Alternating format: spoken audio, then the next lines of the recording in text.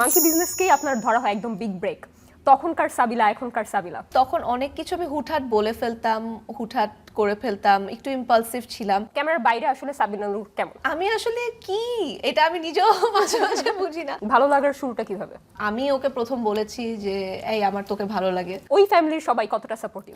তাদের সাপোর্ট ছাড়া তো কখনোই সম্ভব হতো না। সামনে আসলে কি ধরনের কাজ করার ইচ্ছা বেশি? থ্রিলার, হরর এই দুটো জনরা আমার ভীষণ পছন্দ।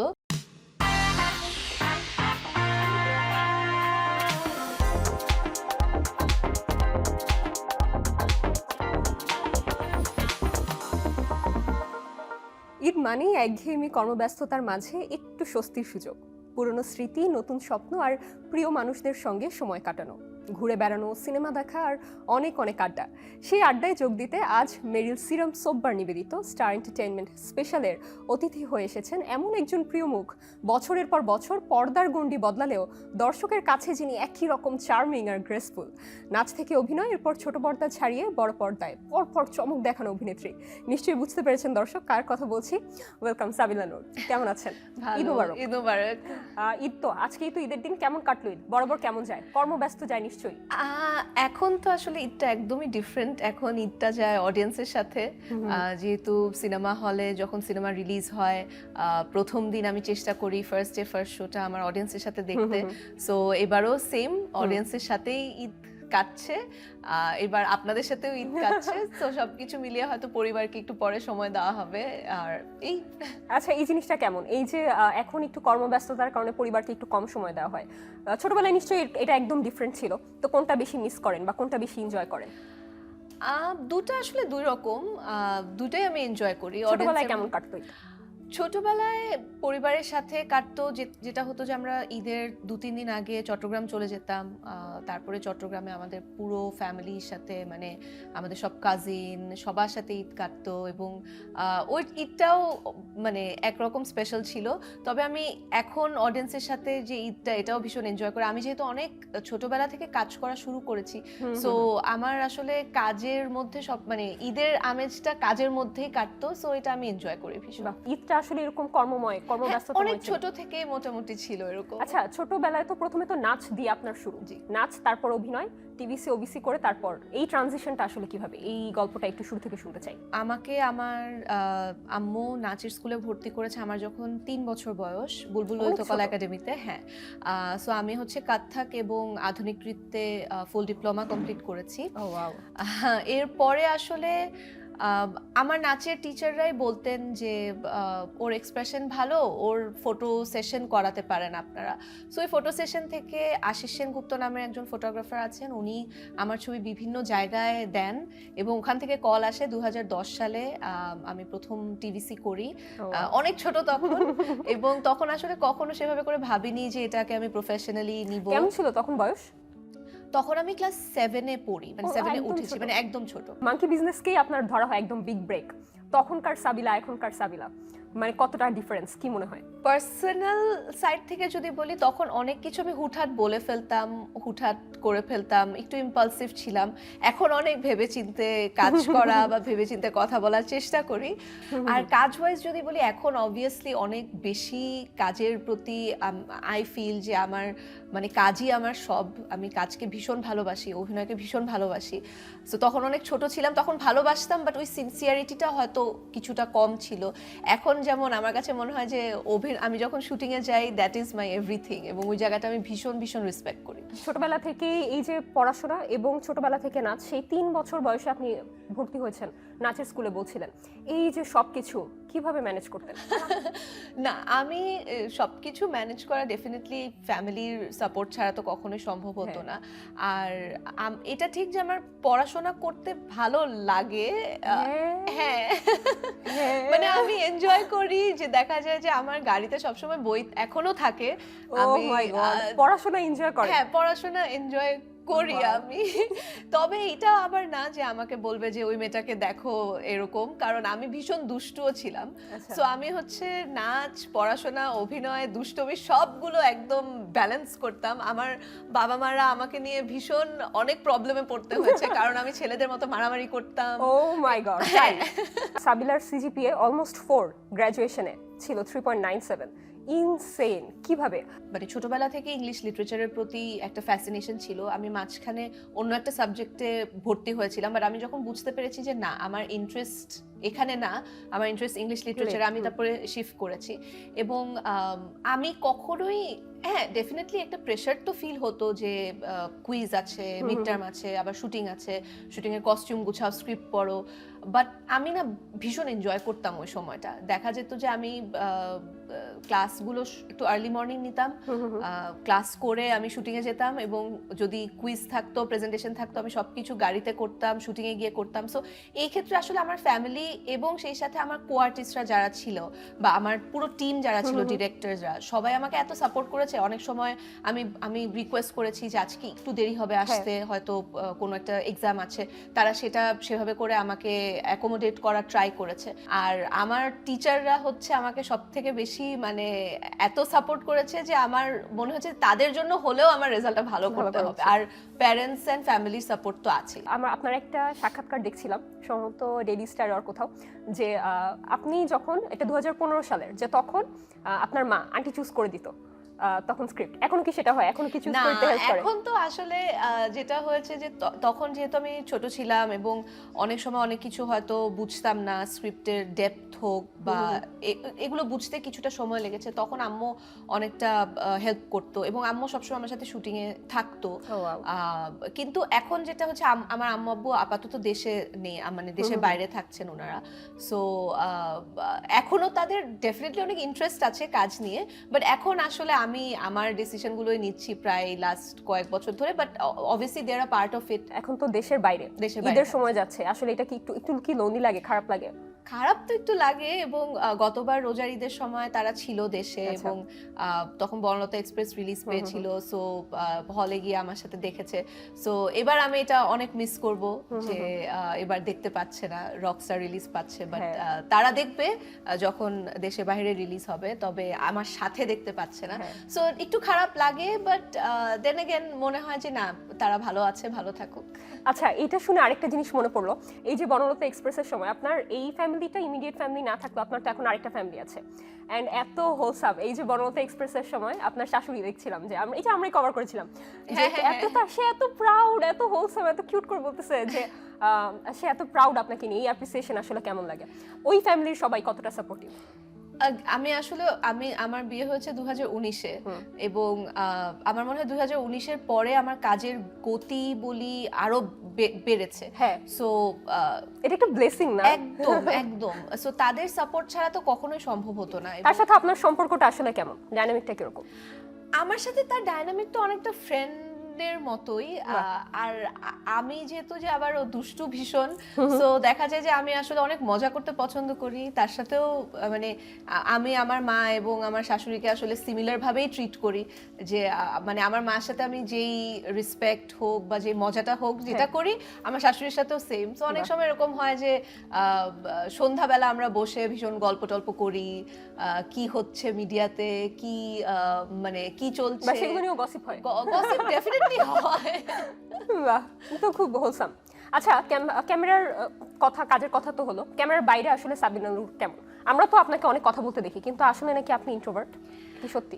আমি আসলে কি, এটা আমি নিজেও মাঝে মাঝে বুঝি না। দেখা যায় যে আমার মানুষের সাথে মিশতে অনেক সময় লাগে। আমি ইমিডিয়েটলি হয়তো অনেক বেশি ফ্রেন্ডলি হতে পারি না, কিন্তু আমার যদি কারোর সাথে একটা কানেকশন ক্রিয়েট হয়, তখন আই ফিল যে আমি আমার জীবন দিয়ে দিতে পারবো তার জন্য। এবং মানে তখন আমি অনেক পকর পকর করি, অনেক চিল্লাচিল্লি করি, অনেক লাউড, অনেক মজা করতে পছন্দ করি। এবং আই ওয়ান্ট যে আমার আশেপাশে যারা আছে, আমি খুবই লিমিটেড মানুষের সাথে মিশি, বাট আমার আশেপাশে যারা আছে তারা যেন সবসময় হ্যাপি থাকে। সো তাদেরকে হ্যাপি করার জন্য আমি যা যা দরকার সেটা চেষ্টা করি করতে। আপনার সম্ভবত একটা ক্লোজড সার্কেল আছে, ক্লোজ একটা ফ্রেন্ড গ্রুপ আছে, আপনি, তৌসিফ, মাহবুব, আর কে কে আছে? অনেকগুলো সার্কেলই তো আছে।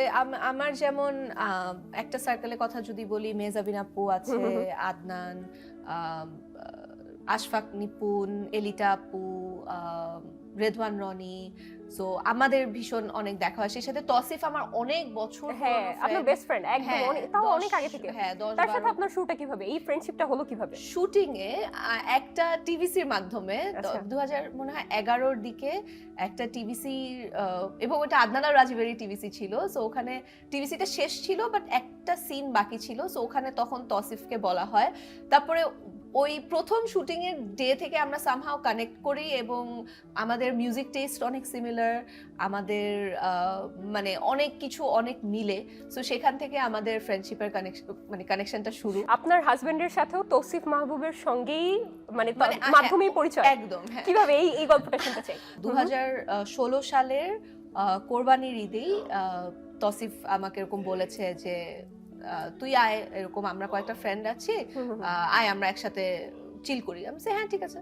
তো গিয়ে দেখি হচ্ছে এরকম একটা মানুষ যে বসে আছে, যার নাম নেহাল, এবং সে খুব কম কথা বলে, কথা কেন বলছে না বা মানে এরকম চুপচাপ কেন। সো সেখান থেকে আমি আসলে ওকে পোক করা শুরু করি, অ্যান্ড দেন ও মানে আমাদের শুরুটাও ফ্রেন্ডশিপের থ্রুতে। আমি এখনো বলি যে he is my best friend. So friendship থেকে সামহাও এটা একটু ইভলভ হয়ে এন্ড দেন তখন কি মনে হয়েছে যে এটা আসলে সিরিয়াস দিকে কখনো যেতে পারে? না, আমি বললাম না, আমি হচ্ছে ওর সাথে যেটা হয় যে আমি যেহেতু অনেক কথা বলি, সো ইন্টারঅ্যাকশন ইজিলি, এবং তখন অনেক বেশি কথা বলতো। তখন আমি অনেক এক্সট্রোভার্টেড ছিলাম, এখন তো অনেকটুকু কমেছে। তখন আমি অনেক পকর পকর করতাম। সো আমি কথা বলছি, আমি যে কি ব্যাপার, এই মানুষটা কথা বলে না কেন? সো আমি এই জন্য একটু ইচ্ছা করে করে পোক করছিলাম। তখন কখনোই মনে হয়নি যে এই জার্নিটা হবে। আচ্ছা তাহলে এই যে এই ট্রানজিশনটা কিভাবে, ভালো লাগার শুরুটা কিভাবে? কোনো স্পেসিফিক পয়েন্ট নেই, একদিন মনে হচ্ছে আমার ওকে ভালো লাগে। আর আমি আসলে একটু অনেস্ট, সো আমি ওকে প্রথম বলেছি যে এই আমার তোকে ভালো লাগে। তাই? হ্যাঁ, এন্ড ও বলেছে হ্যাঁ আমারও। তারপরে কয়েক মাস পরে আমি ওকে বলেছি এই আমি তোকে বিয়ে করতে চাই। তারপরে ও বলছে আচ্ছা হ্যাঁ আমি প্রস্তাব আপনার তরফ থেকে? হ্যাঁ। ঈদ কেমন কাটে ভাইয়ার সাথে? এখন তো আসলে ও আমার সাথে সিনেমা হলে ফার্স্ট ডে ফার্স্ট শো দেখতে যায়, সো ওরও আসলে সিনেমা হলেই কাটে। বাট আমি সবসময় চেষ্টা করি ব্যালেন্স করতে। যদি দিনের বেলাটা হলে যাওয়া হয়, রাতের বেলাটা চেষ্টা করি যে ফ্যামিলির সাথে থাকতে। যেহেতু এখন আব্বু আম্মু নেই, আমার শ্বশুরবাড়ির সাইডের ফ্যামিলির সাথেই দেখা হয়, দাওয়াতে যাই, খাওয়া দাওয়া হয়, এই তো। বাহ, ওকে। আবার একটু কাজের আলাপে যেতে চাই যে আপনি তো মোস্টলি আগে যখন নাটকে বেশি নিয়মিত ছিলেন তখন ছিলেন রোমান্টিক ড্রামাস ঘরানার একটা ফেস ছিলেন। এখনো পরপর কিন্তু সিনেমায় আপনাকে একটু রোমান্টিক ঘরানাতেই বেশি দেখা যাচ্ছে। এখন কি এই যে এই টাইপ কাস্ট বা একটু কি ভয় কাজ করে যে একটু টাইপ কাস্ট হয়ে যাওয়ার, বা কনসিয়াসলি কি এই ইমেজটা ব্রেক করার চেষ্টা করছেন? একদম, মানে এইটা আমার সব সময় থাকে যে আমি টাইপকাস্ট হতে চাই না। কারণ আমি যখন কাজ শুরু করেছিলাম তখন অনেক টমবয়েশ ক্যারেক্টারগুলো মানে ব্যাক টু ব্যাক, হ্যাঁ ব্যাক টু ব্যাক এই টাইপের ক্যারেক্টারগুলো করা হয়েছে। এবং একটা পয়েন্টের পর আমি রিয়েলাইজ করেছি যে এটা এই স্টেরিওটাইপটা আমি ভাঙতে চাই। আই থিঙ্ক সিনেমার ক্ষেত্রে মাত্র তো 3টা সিনেমা হলো, এবং আই থিঙ্ক তিনোটাই একদম ডিফারেন্ট। কারণ তাণ্ডব একরকম, বনলতা এক্সপ্রেস একদমই মানে ডিফারেন্ট, আবার বনলতা এক্সপ্রেস থেকে রকস্টার একদমই ডিফারেন্ট। সো আমার ওই কনসিয়াস একটা ডিসিশন থাকে যে না, আমি এরপরে যেটা করব সেটাও আমি চাই যে একদমই ডিফারেন্ট কিছু যেন হয়। ওকে, তাহলে নেক্সট উইক এরকম দেখতে পাচ্ছি, সেটা আসলে কিরকম এখনো আই গেস কিছু তো হয়তো জানেন বা কিছু জানেন না, সামনে আসলে কি ধরনের কাজ করার ইচ্ছা বেশি বা কোন রকম চরিত্রে? আমি পার্সোনালি থ্রিলারের ভীষণ বড় ফ্যান, মানে জনরা হিসেবে আই লাভ থ্রিলার, হরর, এই দুটো জনরা আমার ভীষণ পছন্দ। সো ইচ্ছা আছে এই টাইপের জনরার কোনো একটা কাজ করার। এবার আপনার জন্য একটা বিশেষ চমক আছে, এটা হচ্ছে আমাদের অফিসের আমাদের কলিগ যারা, তারা সাবিনা নূর সম্পর্কে কিভাবে, তাদের অভিব্যক্তি কি, আর সেটা শুনে আপনার রিয়াকশন কেমন হয় সেটা আমরা দেখতে চাই। সাবিনা নূরকে দেখে মনে হয় অনেক শান্তশিষ্ট এবং প্রফুল্ল একজন অভিনেত্রী। আমার কাছে বেশ ভালো লাগে কারণ সে অনেক মেধাবী, সেই সাথে তার কো কারিকুলাম অ্যাক্টিভিটিসও অনেক বেশি। সাবিনা নূরকে তো অবশ্য ভালো লাগে, তার নাটক দেখি, তার কাজগুলো অনেক ভালো লাগে। সাবিনা নূরকে আমি প্রথম দেখি হচ্ছে মাঙ্কি বিজনেসে, তার চরিত্র সেখানে খুব সাবলীল ছিল। আর এরপর থেকে তার কাজ প্রতিনিয়ত দেখা হয়, প্রায় প্রতি ঈদে নাটক, এই সিনেমা সবই দেখা হচ্ছে। আমার সিনেমাও ভালো লাগছে, তবে সাবিলার নাটক তো অনেক আগে থেকে দেখা হয়, তো নাটকের মাধ্যমে তাকে মূলত চেনা। সিনেমা ভালো করছে, ভালো লাগছে। ওইখানে যে চরিত্রগুলো ছিল আমার কাছে মনে হয়েছে চরিত্রগুলো এবং উপন্যাস থেকে যেভাবে হচ্ছে ক্যারেক্টারগুলোকে হচ্ছে জীবন্ত করে তুলেছে, ওই জিনিসটা আমার কাছে খুব বেশি ভালো লেগেছে। তার সাথে দেখা হলে অবশ্য ছবি তুলতাম, কিছু কথা বলতাম। সাবিলা নূরের সাথে দেখা হলে ছবি তুলে রাখতাম, কথা বলতাম। তাকে বলতে চাই সে অনেকটা ইন্সপিরেশনের মতো আমার কাছে, কজ সে একসাথে অনেক কিছু মেনটেন করেছে এবং সবগুলোতেই সে বেশ সাকসেস। দেখা হলে ভালো লাগবে অনেক। বলতে চাই যে সিনেমাতে আরেকটু কাজ বাড়ানো উচিত ওনার। ইভেন সিনেমা আমাদের কাছে মনে হয় যে বনলতার মতো আরো কিছু সিনেমা আমাদেরকে উপহার দেওয়া উচিত। বাহ, কেমন লাগলো বলুন? ভালো, একটু Audience ইমোশনাল। reaction। না, খুবই একটু ভালো emotional। লেগেছে, খুবই ভালো লেগেছে। এটা হচ্ছে ওই তো আমরাও তো আসলে সাধারণ জনগণ, একদম। অডিয়েন্সই। হ্যাঁ। এটা হচ্ছে অডিয়েন্স রিয়াকশন আপনার কাজের প্রতি। অডিয়েন্স থেকে মনে পড়লো, এই যে আপনার অডিয়েন্স, আপনার ভক্তদের মধ্যে একটা গ্রুপ সাবিলিয়ান, এদের শুরুটা কিভাবে, কোত্থেকে? এদের শুরুটা কোত্থেকে কিভাবে, এটা আসলে মানে আমার চোখে পড়েছে অনেক পরে। তারা অনেক আগে থেকেই কাজ করছিল এবং মানে আমার মনে আছে যে এরকম অনেক মানে ঈদের সময় যেহেতু অনেকগুলো নাটক রিলিজ পেত, অনেক সময় অনেক নাটকের টাইমিং হয়তো আমার কাছেও আসতো না। আমি প্রথম ওদের কাছে আগে চলে যেত। হ্যাঁ, সো ওই সময় আমার তখন চোখে পড়েছে যে বাহ, মানে এই ভালোবাসাটা তো আসলেই মানে একদম মানে পিওর যদি নিখাদ বলি, ভালোবাসা, একদম হ্যাঁ। একদম। সো এখন আস্তে আস্তে ওরা এটাকে এমন একটা জায়গায় নিয়ে যাচ্ছে যেখানে মানে এই যে আপনারাও তাদের কথা মানে আমাকে এরকম অনেক ইন্টারভিউতে এখন সাবিলাদের জিজ্ঞেস কথা করে। জিজ্ঞেস করে। সো আই এম শিওর যে they will be very happy to hear this এবং আই হোপ যে তারা আমাকে সবসময় এভাবে করেই সাপোর্ট করে যাবে। বাহ। আপনি এই যে বলছিলেন যে আপনি সাহিত্যের অনেক বড় ফ্যান, সাহিত্যের স্টুডেন্ট, থ্রিলারের ফ্যান, বনলতা এক্সপ্রেসের জন্য আপনি নাকি 15 বার কিছুক্ষণ বইটা পড়েছিলেন। হ্যাঁ। সত্যি? হ্যাঁ। বাহ। এটার প্রিপারেশন, এখন তো রকস্টার আসছে, হ্যাঁ। রকস্টারের জন্য কিভাবে প্রিপারেশন নিতে হয়েছে? সো মানে যেটা হয় যে সাহিত্য নির্ভর কাজের জন্য একটা ডিফারেন্ট নার্ভাসনেস কাজ করে, কারণ আর হুমায়ুন আহমেদ স্যারের উপন্যাস সবাই পড়েছে, সো সবারই মাথায় একটা মেন্টাল পিকচার আছে যে আচ্ছা চিত্রাকে এই নিয়ে। ক্যারেক্টারটা এরকম হবে, চিত্রা ক্যারেক্টারটা এরকম হবে। সো সেই ক্ষেত্রে আমার অনেক একটা মানে ভয় ইনিশিয়ালি কাজ করেছিল যখন আমাকে তানিম ভাইয়া বলেছে যে চিত্রা ক্যারেক্টার উনি আমাকে ভাবছে। আমার মনে হচ্ছিল যে আমি কি এক্সপেকটেশন ফুলফিল করতে পারবো নাকি, আর এক একজন পাঠক এক একভাবে চিত্রাকে ইমাজিন করবে। সো সবার ইমাজিনেশনের একটা মানে কমন জায়গায় এসে কি আমার ক্যারেক্টারটা পৌঁছাতে পারবে নাকি। তবে কাজ করা যখন শুরু করেছি, প্রিপারেশন নেওয়া যখন শুরু করেছি, তানিম ভাই এবং তানিম ভাইয়ের পুরো টিম আসলে এতটাই দুর্দান্ত যে ভয় নার্ভাসনেস কোনো কিছুই ছিল না। পুরোই ফ্যামিলির মতো আমরা কাজ করেছি। অ্যান্ড আমি জাস্ট মানে মনে হয় আমি জাস্ট নিজেকে দিয়ে দিয়েছিলাম যে তোমরা যেভাবে করে আমাকে বলবে আমি ওভাবে প্রিপেয়ার করব, আমি জাস্ট আমার হোমওয়ার্কটা ঠিকঠাক মতো করতে চাই। সো স্ক্রিপ্ট পড়া, বইটা পড়া এবং যতটুকু এটার সাথে ইউজ টু হওয়া যায় সেটা ট্রাই করেছি। রকস্টারের ক্ষেত্রে তো জার্নিটা একদমই ডিফারেন্ট। রকস্টার একদম মানে মৌলিক একটা গল্প এবং রকস্টারের ক্যারেক্টারটা আবার চিত্রা থেকে একদমই ডিফারেন্ট। চিত্রায় হচ্ছে শাড়ি পরা একদম মানে বাঙালি একটা লুক ছিল। রকস্টার ইজ একদম modern, very empowered, very independent একটা মেয়ে। রকস্টারে আপনার ক্যারেক্টারটা নিয়ে কিন্তু এখনো অনেক ধোঁয়াশা, অডিয়েন্সটা কিন্তু এখনো আইটিএস পুরোপুরি বুঝছে না যে আসলে সাবিলার ক্যারেক্টারটা কেমন হবে, কেমন দেখবো আমরা, এখন কি ডিফারেন্ট কিছু দেখতে পারি কিনা? একদম মানে চিত্রা থেকে একদমই ডিফারেন্ট। আচ্ছা, আচ্ছা। এবং এখানে আমি এতটুকুই বলতে পারি, যারা মানে আজকে মাত্র রিলিজ পেলো, হলে গিয়ে অডিয়েন্স দেখছে, বাট এতটুকু বলতে পারি যে এই সিনেমাতে আগুন এবং মীরা অর্থাৎ আমাদের সাকিব ভাইয়া এবং আমার কেমিস্ট্রিটা অডিয়েন্স দেখতে পাবে। এবং আমার কাছে মনে হয় আমাদের পুরো টিম, আমাদের ডিরেক্টর, আমাদের ডিওপি, আর্ট, মেকআপ, কস্টিউম, সবাই, আমাদের প্রোডিউসার সান মোশন পিকচার্স, সবাই আসলে এতটা সুন্দরভাবে কাজটা করেছে যে অডিয়েন্স আমাদের কেমিস্ট্রিটা ভীষণ এনজয় করবে। কখনো কি আচ্ছা এরকম মনে হয়েছে যে আপনার ব্যাপারে একটা মিসকনসেপশন, রুমার হতে পারে, মিসকনসেপশন হতে পারে, যেটা আপনাকে নিয়ে মানুষ মনে করে বাট অ্যাকচুয়ালি ট্রু না? হ্যাঁ, অনেকে আসলে মনে করে যে আমি অনেক মুডি। আমি মাঝখানে অনেকগুলো মানে ফেসবুকে পোস্ট দেখেছিলাম যে মুডি, অহংকারী বা এই টাইপের।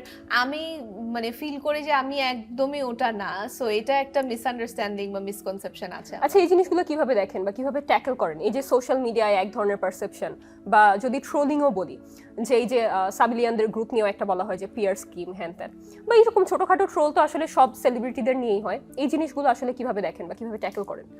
আগে ভীষণ মানে ইম্প্যাক্ট হতো আমার, মানে মেন্টালি ভীষণ ইম্প্যাক্টেড হতাম, এবং যখন আমি এটা রিয়েলাইজ করেছি যে না, এটা আমাকে একটু মানে প্রবলেম হচ্ছে, আমার মেন্টালি একটু ইম্প্যাক্টেড হচ্ছে, এরপরে আমি আসলে দেখা অফ করে দিয়েছি। এবং চেষ্টা করি আর কি যতটুকু আশেপাশে পজিটিভিটি বা পজিটিভ ইম্প্যাক্ট যতটুকু নিজের মধ্যে রাখা যায় সেটা ট্রাই করি। আচ্ছা, ঈদের সময় যেহেতু ঈদের আমাদেরও শেষের দিকে চলে আসছে আমরা, তো সাবিলিয়ানদের জন্য বা আসলে সবার জন্যই, যে আপনার ভক্তদের জন্য ঈদের কোনো বিশেষ বার্তা থাকতে, শুভেচ্ছা বার্তা থাকলে সেটা যদি দিতেন। সবাইকে ঈদের অনেক অনেক শুভেচ্ছা, ঈদ মোবারক। আশা করি পরিবারের সাথে খুব ভালো সময় কাটছে, ঈদের সময়টা পরিবারের সাথে সময় কাটাচ্ছেন আপনারা, এবং সেই সাথে আমাদের রকস্টার হলে রিলিজ পেয়ে গেছে ইতিমধ্যেই। যারা দেখছেন তাদেরকে অনেক অনেক থ্যাংক ইউ। আর যারা হলে গিয়ে দেখতে চান ডেফিনেটলি দেখবেন, জানাবেন কেমন লাগলো। এবং সেই সাথে একটা স্পেশাল থ্যাংক ইউ জানাতে চাই সাবিলিয়ানদের, সবসময় আমাকে এত এত ভালোবাসা দেওয়ার জন্য। আশা করি ভালোবাসাটা সবসময় থাকবে। সবার জন্য অনেক অনেক শুভকামনা, আবারও ঈদের অনেক অনেক শুভেচ্ছা। ঈদের যাত্রাপথ সবার সেফ হোক, নিরাপদ হোক, এইটাই আশা করব, এবং আমার জন্য দোয়া করবেন। Thank you. আপনাকে ঈদের অনেক অনেক শুভেচ্ছা, এবং এই যে আজকে আপনার সাথে ঈদের দিন ঈদের আড্ডা দিতে পারলাম, আমারও খুব ভালো লাগলো। আমার আশা করছি দর্শকদেরও খুব ভালো লেগেছে। আমারও ভীষণ ভালো লেগেছে, থ্যাংক ইউ সো মাচ আমাকে ইনভাইট করার জন্য। দর্শক, এই ছিল মেরিল সিরাম সোপবার নিবেদিত স্টার এন্টারটেইনমেন্ট স্পেশাল। আমাদের আজকের অতিথি ছিলেন সাবিলা নূর। খুব ভালো লাগলো আড্ডা দিয়ে, নিশ্চয়ই আপনাদেরও খুব ভালো লেগেছে। আজকের মতো এখানেই শেষ করছি, পরবর্তী পর্ব দেখার আমন্ত্রণ জানিয়ে আজকের মতো বিদায় নিচ্ছি।